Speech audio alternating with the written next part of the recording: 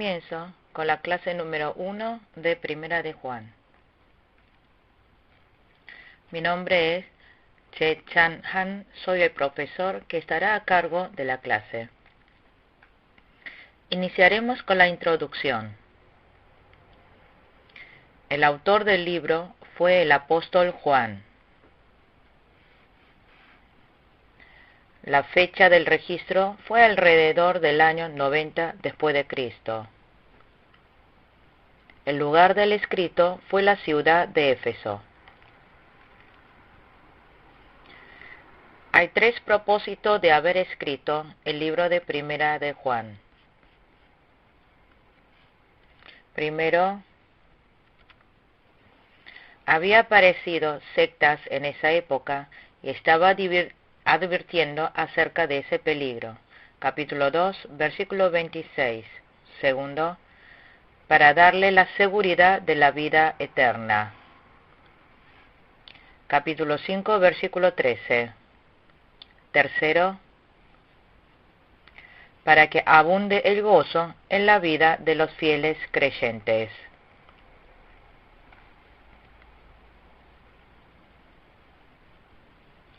Capítulo 1, versículo 4.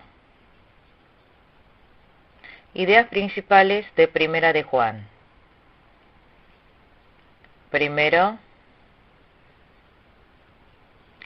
se hace hincapié en la luz y el amor de la naturaleza de Dios. Capítulo 1, 5, capítulo 4, versículo 8. Segundo, revelación de la doctrina acerca de la encarnación de Jesús. Capítulo 1, versículo 2. Tercero,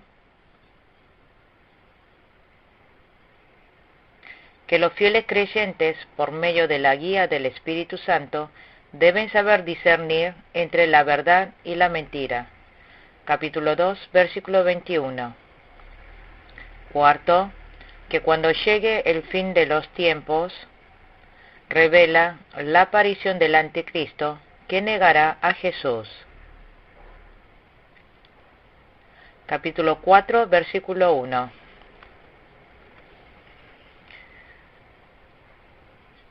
La escena de capítulo 1 es relación espiritual. Puntos principales. Primero, palabra de vida, versículo 1 y 2. Punto 2. Propósito de los testimonios, versículo 3 al 4.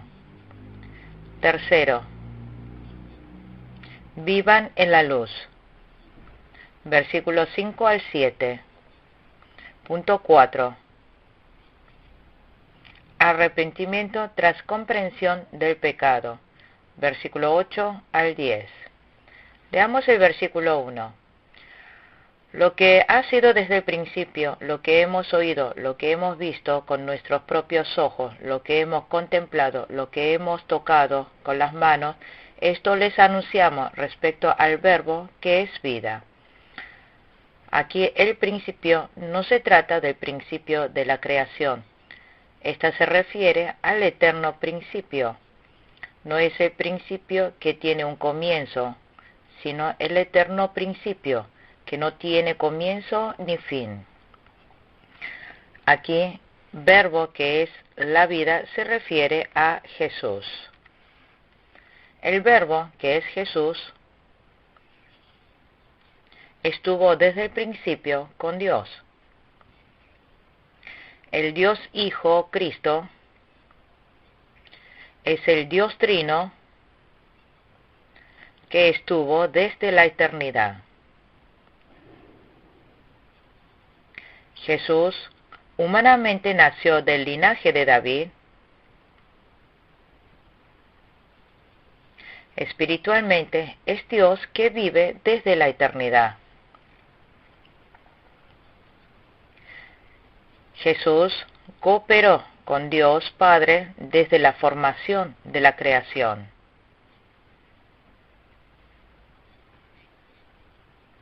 Que llamen a Cristo el Verbo fue porque el Hijo Dios pudo mostrar toda la esencia del Dios Padre en su totalidad. Por tanto, Cristo es la verdadera vida. Cristo es la esencia de la vida eterna. Cristo es creador de la humanidad, de la vida, de la creación. Nosotros, por medio de Jesucristo, hemos obtenido la vida eterna. Por esta vida eterna, se nos ha abierto el camino para ir hacia nuestro Dios Padre.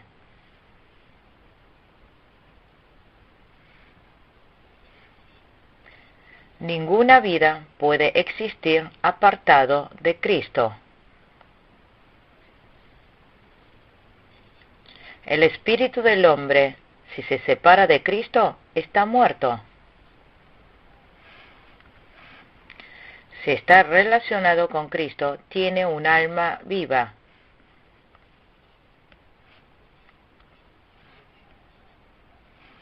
El apóstol Juan pudo confirmar todo esto porque vio directamente con sus ojos a Jesús.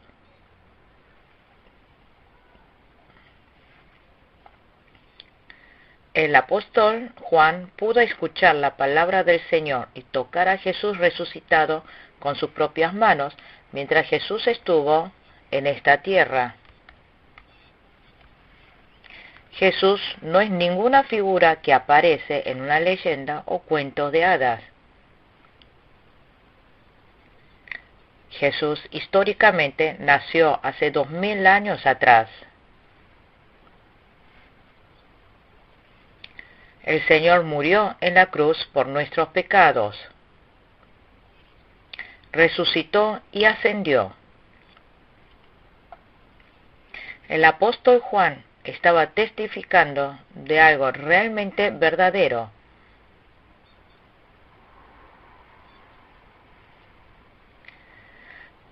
Apóstoles son los que vieron y aprendieron directamente de Jesús, son testigos directos.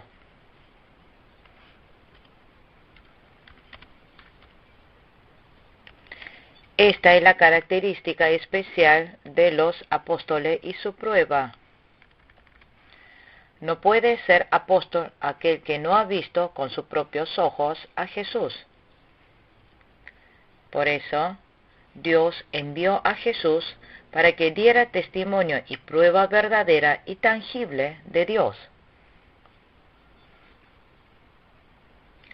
Lo que los apóstoles vieron y escucharon, inspirados por el Espíritu Santo, hizo que registraran todo para que habían sido testigos en la Biblia. Ese registro es la Biblia.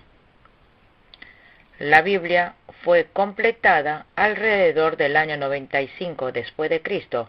Nosotros, viendo lo que dice en la Biblia, creemos en Jesús y lo adoramos. Por lo tanto, hay vida en las palabras de la Biblia. Nosotros podemos encontrar la obra de la vida por medio de la Biblia. En Juan capítulo 5, versículo 39, dice que la Biblia se trata todo acerca de Jesús. Versículo 2. Esta vida se manifestó. Nosotros la hemos visto y damos testimonio de ella, y les anunciamos a ustedes la vida eterna que estaba con el Padre y que se nos ha manifestado. Jesús, que estaba desde la eternidad,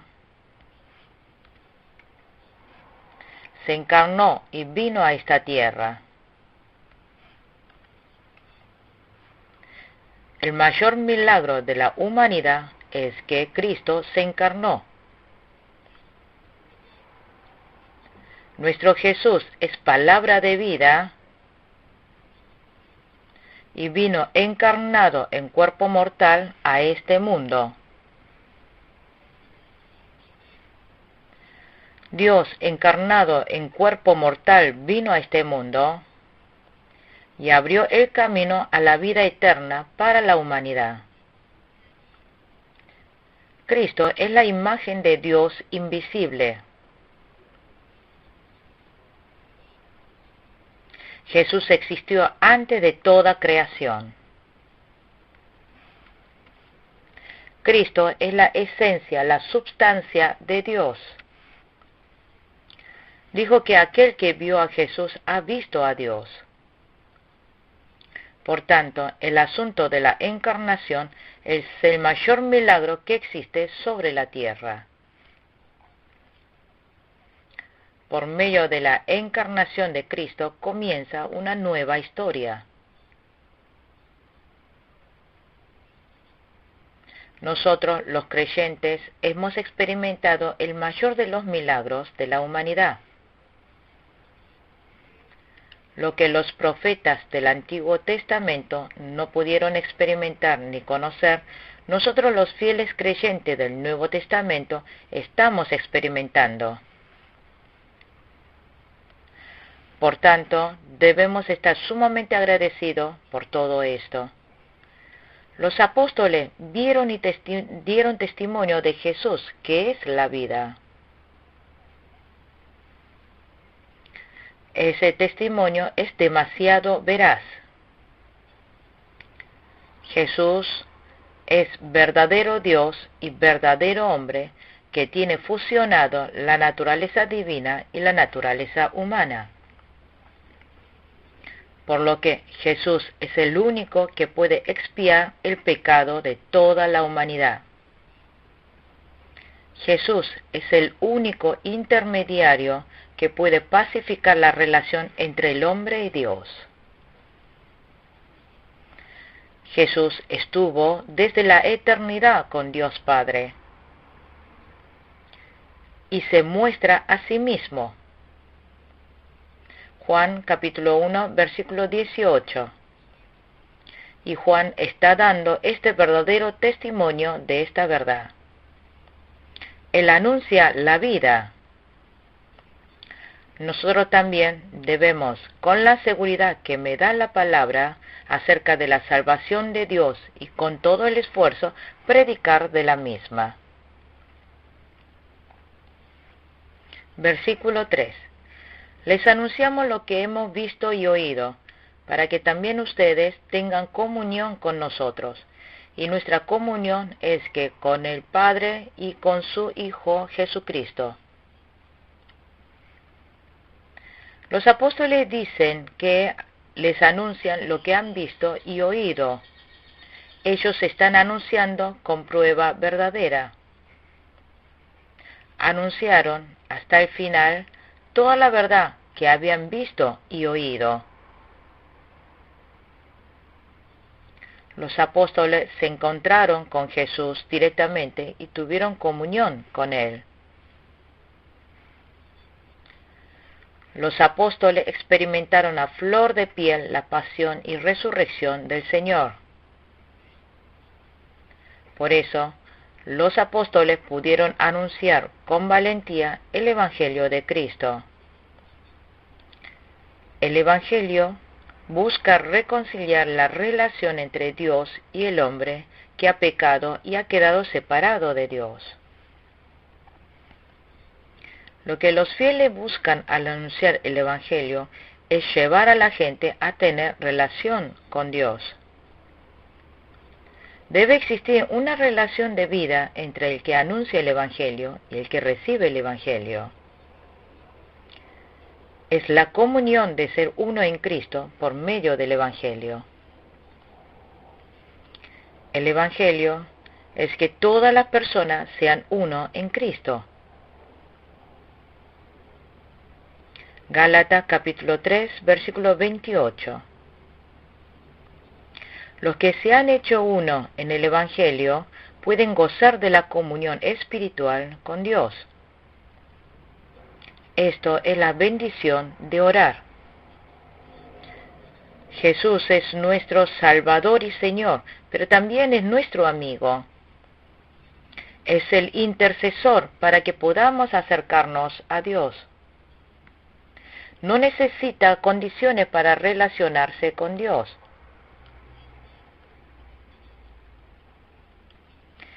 todo aquel que se acerque al Padre en el nombre de Cristo, Él lo recibirá. Dios prometió recibir a todos los pecadores que vinieran a Él. Debemos relacionarnos con Dios todo el tiempo. Pero Dios no está en medio de una relación carnal. Dios, donde se relacione con Dios y con Cristo, allí se forma el reino de Dios. También Dios provee de todo lo que necesitamos para vivir en este mundo. Dios no escatimó ni a su propio Hijo para darnos vida.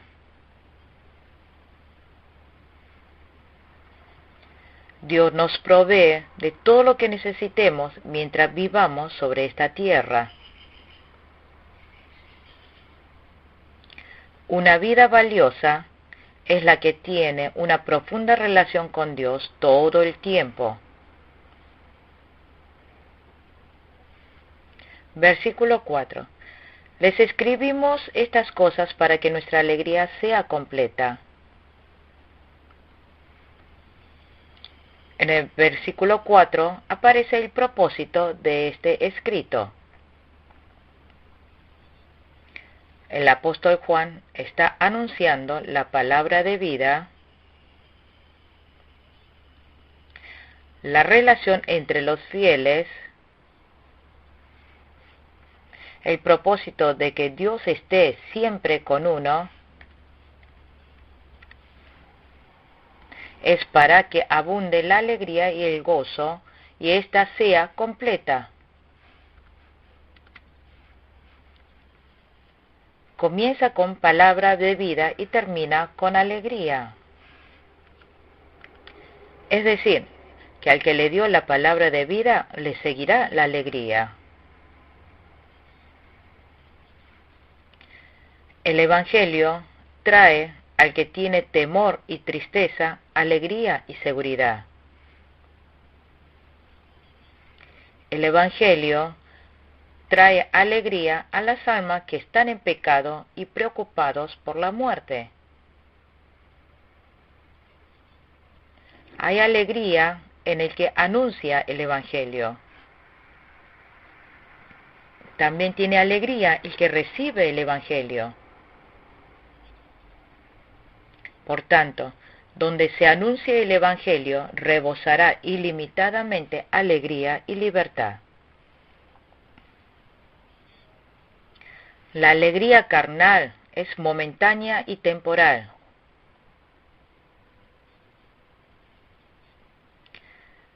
Pero la alegría de anunciar el Evangelio es eterna.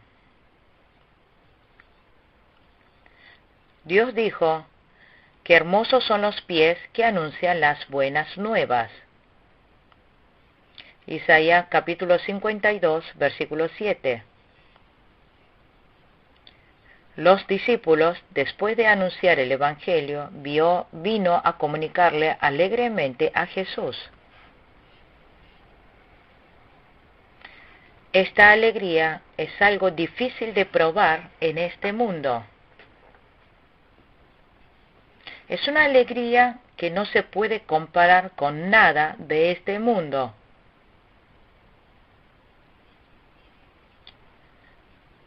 Es como la alegría de haber descubierto un tesoro y lo deja tapado. Aquel que descubre el Evangelio no puede no alegrarse. El tesoro es el Evangelio. Podemos descubrir la vida espiritual del apóstol Pablo.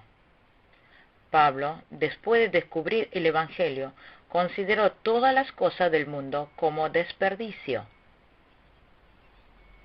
Moisés también consideró el Evangelio más valioso que la vida en Egipto. Dentro del Evangelio está escondido la sabiduría y el conocimiento. Muchos de los que fueron a la vanguardia de la fe padecieron aflicciones por el Evangelio.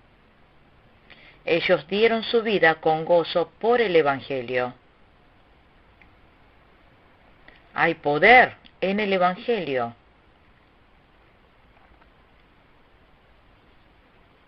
El Evangelio tiene poder para cambiar. Trae gozo al corazón. Cambia el propósito de la vida. Se abren los ojos espirituales y pueden ver lo eternal.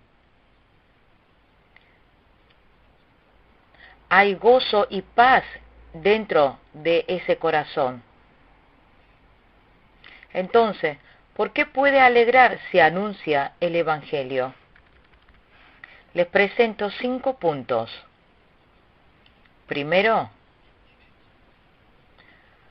porque es cumplir con la gran comisión del Señor.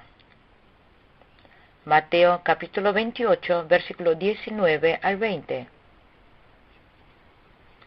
Cuando Jesús comenzó con su ministerio, dijo: arrepiéntanse, que está cerca el reino de los cielos, anunció el Evangelio. El Señor, durante su tiempo de ejercer el ministerio, durante 3 años y medio, sanó a muchos enfermos, hizo muchos milagros. Todo esto fue para anunciar el Evangelio. Que crea en aquel que vino como el pan de vida. El Señor, antes de ascender, dijo que vayan a todos lados y hagan discípulos,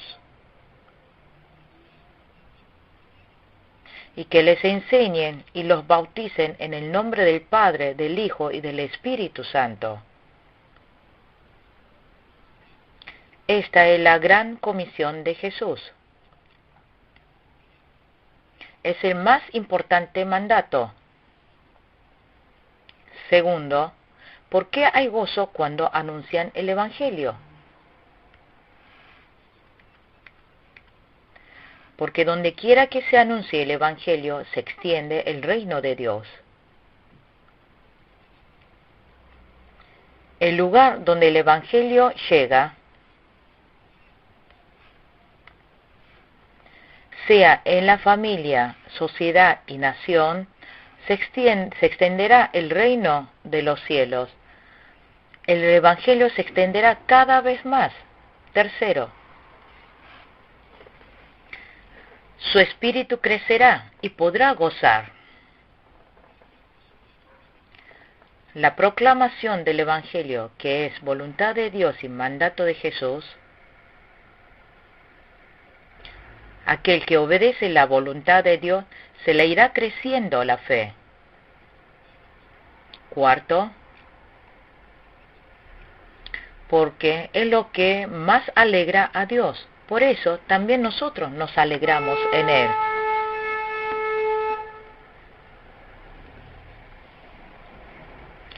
Si encontramos una oveja perdida,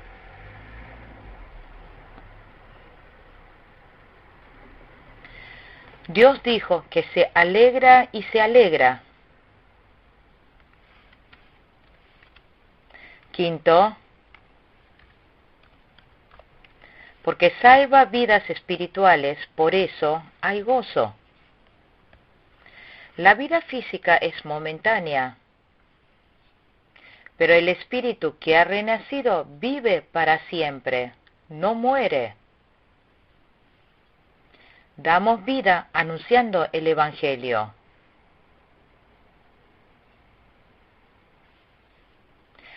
No somos los que vivimos por la alegría de vida temporal.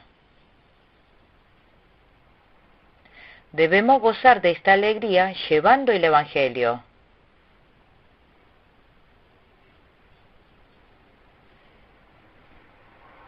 Esto está basado en lo celestial, espiritual y eternal. Nosotros obtenemos gozo por recibir el Evangelio, y por ese Evangelio recibido gozamos de la alegría, y llevando este Evangelio a otros, abundamos más esa alegría. ¿Por qué no tenemos gozo en mi vida? Porque vivimos más por lo carnal que por el Evangelio. Nos gusta más el mundo. Porque en vez de vivir por el Evangelio, vivimos más como uno quiere y uno desea. Versículo 5. Este es el mensaje que hemos oído de Él y que les anunciamos. Dios es luz y en Él no hay ninguna oscuridad. Jesús es vida y Dios es nuestra luz. No es luz físicamente visible, luz creada en el principio de la creación, sino es luz espiritual que no es visible.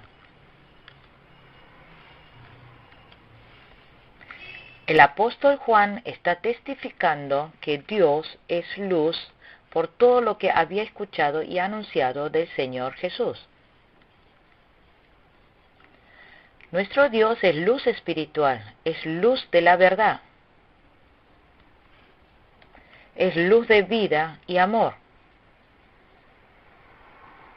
Dios mismo en sí es la luz y el reino de Dios es reino de luz. La oscuridad no puede existir en el reino de la luz. No puede convivir la luz y la oscuridad. ¿Qué es la oscuridad? Es donde permanece el pecado y la codicia. Lo humanístico y la falsa verdad pertenecen a la oscuridad. Si no se aleja de la oscuridad, no puede pertenecer en la luz. Dios ilumina la luz. Nos guía iluminando con su luz espiritual a los fieles creyentes. Nos enseña el camino por donde debemos ir. Aunque tengamos todos los lados bloqueados, iluminando con su luz nos enseña el camino. El fiel que ha recibido esa luz puede ir caminando alegremente. Para alejar la tiniebla de nuestro corazón, Dios envió la nueva luz.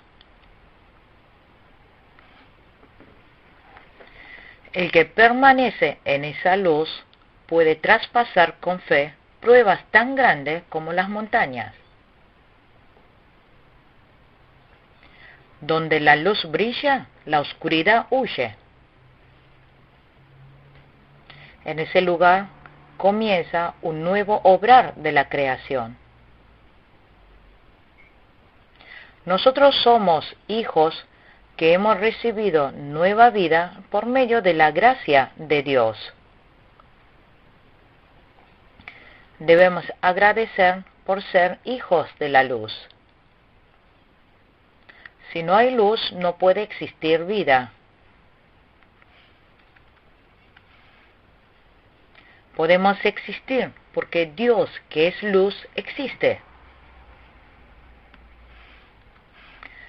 Nosotros obtenemos la vida eterna por medio de la luz. Existimos en este mundo,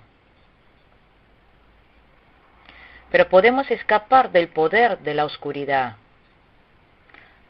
Lo cantamos en los himnos también. Aunque ande por valle de sombra y muerte, pasando altas montañas, pero andamos en medio de la luz porque el Señor nos acompaña.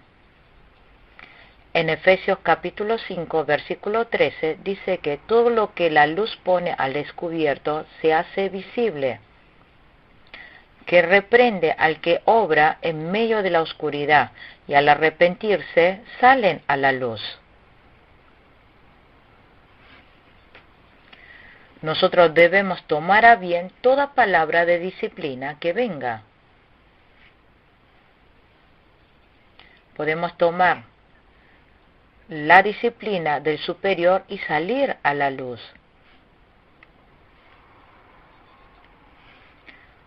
Los judíos no se arrepintieron a pesar de haber escuchado la exhortación de Esteban, por eso no pudieron entrar a la luz. El profeta Balaam tampoco se arrepintió a pesar de haber escuchado la corrección por medio de un burro. A pesar de que David pecó en medio de la oscuridad, escuchó la corrección del profeta Natán y entró a la luz.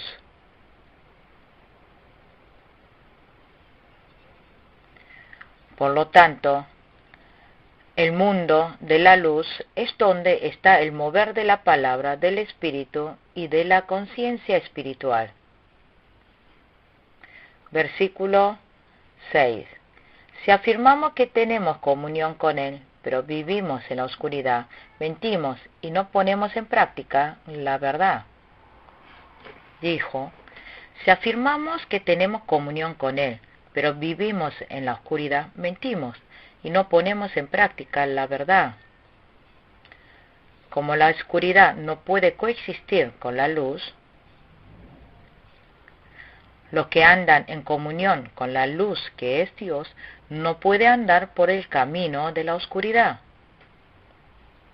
Segunda de Corintios capítulo 6, versículo 14. Los que viven en medio de la oscuridad solamente dicen con palabras que tienen comunión con Dios, pero están mintiendo porque no pueden tener comunión con Dios.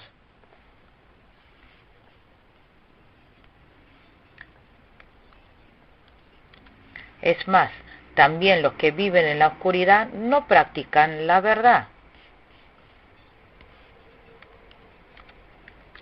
Los que están apartados de la luz, que es Dios, viven en la tiniebla.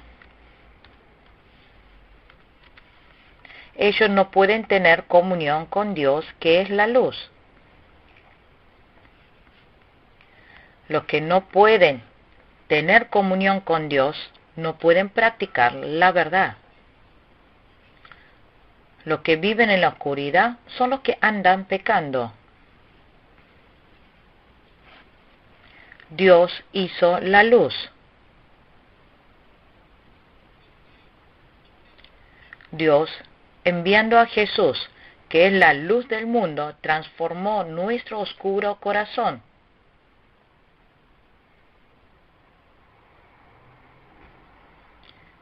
Y nosotros debemos ser la luz en este oscuro mundo.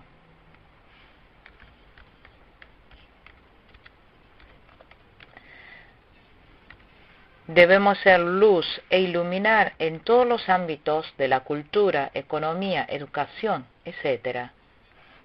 Debemos brillar en el medio del oscuro mundo, ser pequeños Jesús. Nosotros necesitamos ser ejemplos que conmovamos la realidad.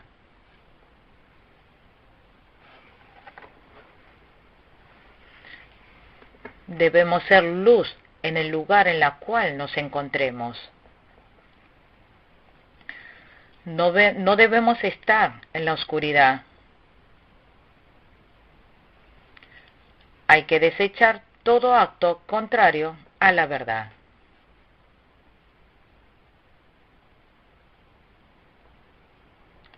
Versículo 7.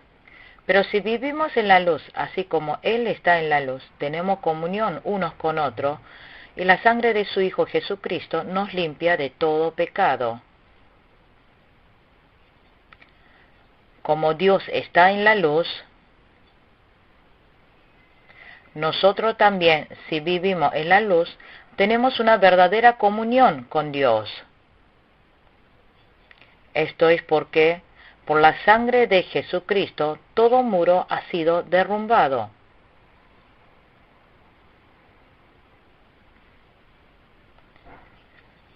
Vivir en la luz significa vivir en la verdad. En Salmo 119, versículo 105, dijo que la palabra es la luz. la justicia se va cumpliendo en medio de la verdad.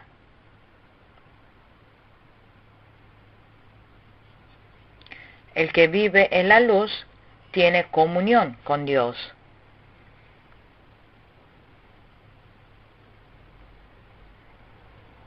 ¿Cómo podemos vivir en medio de la luz? Arrepintiendo todos los días con la palabra de Cristo. Hay que desechar toda obra de la oscuridad.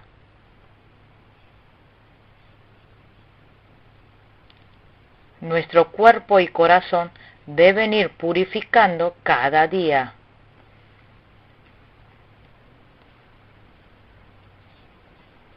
E ir cosechando fruto de la luz, que es la bondad, la justicia y la verdad.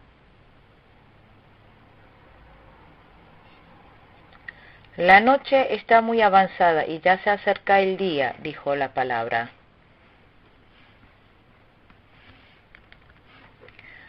Por eso, dejemos a un lado las obras de la oscuridad y pongámonos la armadura de la luz. En Romanos capítulo 13, versículos 12 al 14, dijo, pongámonos la armadura de la luz. Originalmente nuestro ropaje era la oscuridad. Todavía tenemos nuestra naturaleza pecaminosa. La armadura de la luz es Jesucristo. Es el ropaje del amor santo y verdad de Jesús. De paciencia, humildad y obediencia. Despojando nuestra ropa del pecado, avancemos vestidos del Señor Jesucristo. Todos los que viven en medio de la luz hacen las obras de la luz. Tienen fruto de vida del bien, de la justicia y santidad.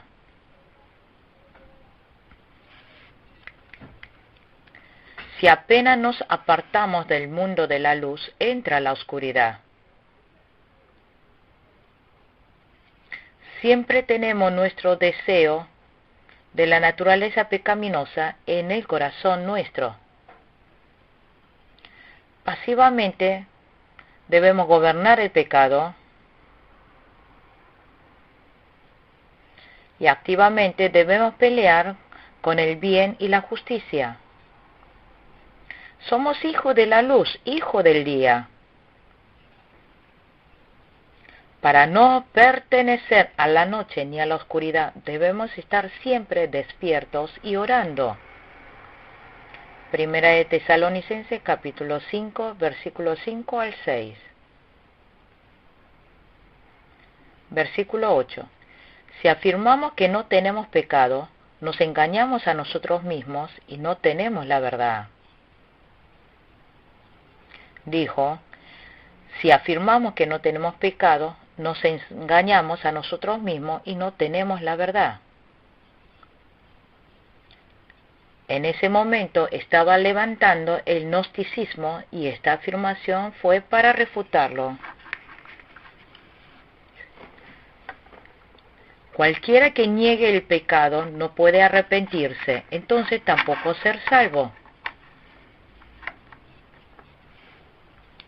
Porque esa persona ha sido corrompido completamente y no se arrepentirá hasta el final de su vida.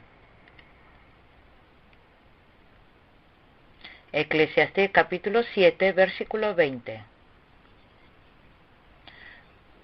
Solamente aquel que se da cuenta de su pecado y se arrepiente puede recibir la gracia salvadora de Dios.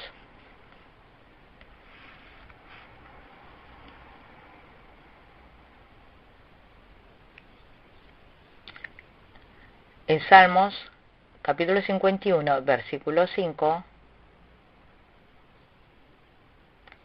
Salmos, capítulo 51, versículo 5, dijo, yo sé que soy malo de nacimiento. Pecador me concibió mi madre. Nuestro Señor Jesús no vino para llamar a los justos. El Señor vino a buscar a los pecadores. Mateo capítulo 9, versículo 13. Si el hombre no fuera pecador, no tendría Jesús por qué venir a este mundo. Todos los santos que se mencionan en la Biblia también fueron pecadores. Adán, Noé, Abraham, David, Moisés, Pedro, todos ellos también pecaron. Como ellos también son pecadores, necesitaron de Jesús. La salvación es para el pecador. Aquel que dice de sí mismo que no es pecador, se está engañando a sí mismo. Engaña a su conciencia siendo hipócrita. Hasta un santo como Pablo dijo que es el pecador más vil entre los pecadores. Los saduceos y los fariseos, jactándose de sí mismos, no creyeron en Jesús. Por lo tanto, no pudieron recibir la salvación.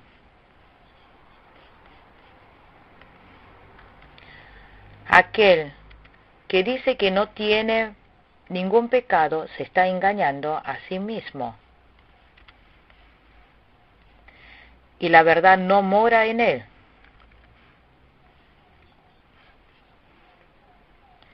Esa persona es orgullosa e hipócrita. El diablo mora en ese corazón. Versículo 9. Si confesamos nuestros pecados, Dios, que es fiel y justo, nos lo perdonará y nos limpiará de toda maldad.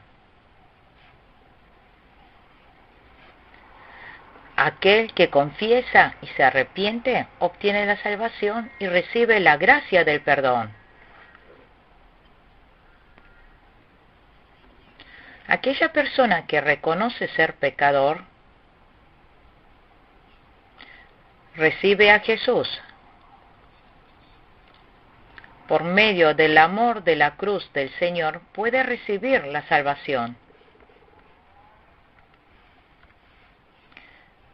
Pero quien encubre su pecado jamás prospera.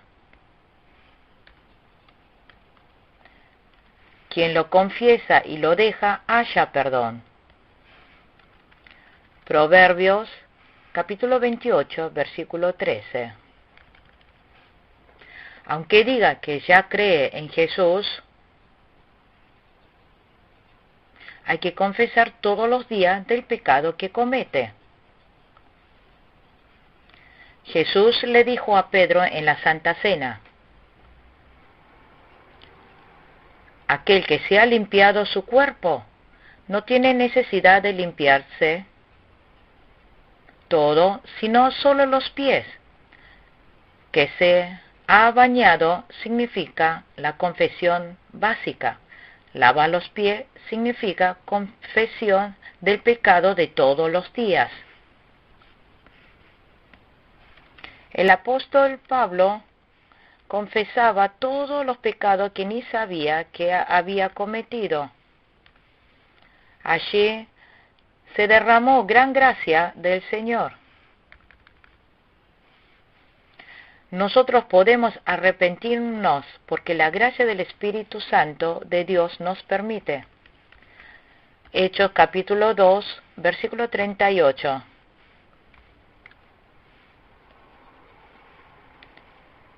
El Espíritu nos hace comprender. El Espíritu Santo nos hace comprender todo el pecado que hay dentro, fallas, nuestro corazón, palabras y errores. Y el Espíritu Santo nos tiene que hacer dar cuenta Después de que David pecó en Salmos 51:11,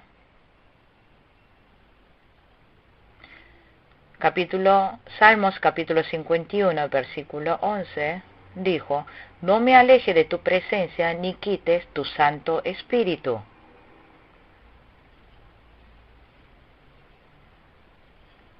Dios limpia de todos nuestros pecados cuando nos arrepentimos sinceramente ante Dios.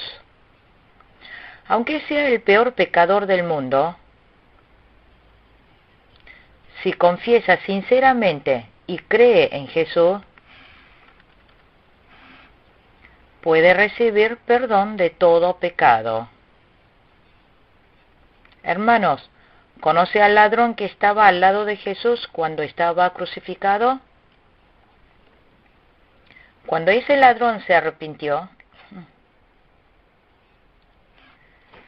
Jesús le permitió el paraíso. El ladrón se pasó pecando,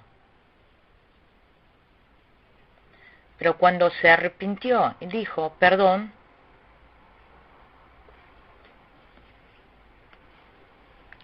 Jesús le proclamó la salvación y el perdón del pecado. Aquel que recibió el perdón del pecado tiene gozo en su corazón. Hechos capítulo 3, versículo 19. Por tanto, que sean borrados sus pecados y arrepiéntanse y vuélvanse a Dios, a fin de que vengan tiempo de descanso de parte del Señor. Versículo 10. Si afirmamos que no hemos pecado, lo hacemos pasar por mentiroso y su palabra no habita en nosotros. Este versículo es contrario al versículo 9. Si afirmamos que no hemos pecado, lo hacemos pasar por mentiroso a Dios y su palabra no habita en nosotros. Es lo contrario con la enseñanza bíblica. La Biblia nos enseña que todos los hombres son pecadores. Romanos capítulo 3, versículo 10, dijo que no hay ningún justo. Pero si afirmamos que no hemos pecado, no podemos ser salvos. Corazones endurecidos, oscurecidos, orgullosos, se alejan de Dios.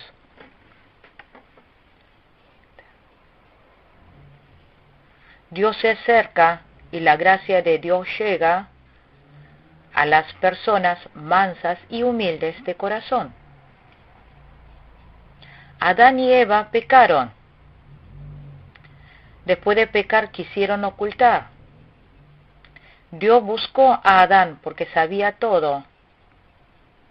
Adán le echó la culpa a Eva. Y Eva le echó la culpa a la serpiente. Dios le dio la oportunidad para arrepentirse, pero ellos no se arrepintieron. No pueden ocultar el pecado, ya no se podía esconder el pecado. Por tanto, todo aquel que reconoce su pecado y se arrepiente, la gracia de Dios llega. Ordenando lo estudiado del capítulo 1, aquel verbo que está desde la eternidad, que es Cristo, vino encarnado a este mundo. El apóstol Juan dio testimonio de lo que vio y oyó de Jesús. Tuvo comunión con Jesús. El que ya es salvo puede vivir en la luz. En ese momento el pecado se va. Tienen vida eterna por medio de la luz. Y está siempre en comunión con Dios. Así podrán tener fruto de la luz. Aunque diga que es salvo, pero si afirma que no tiene pecado, se está engañando a sí mismo. la verdad no mora en él, entonces es un mentiroso. Pero si confiesa su pecado, Dios le permite la gracia para ser perdonado de todo pecado y librado de toda maldad. Concluimos con la clase número 1 de Primera de Juan. Muchas gracias.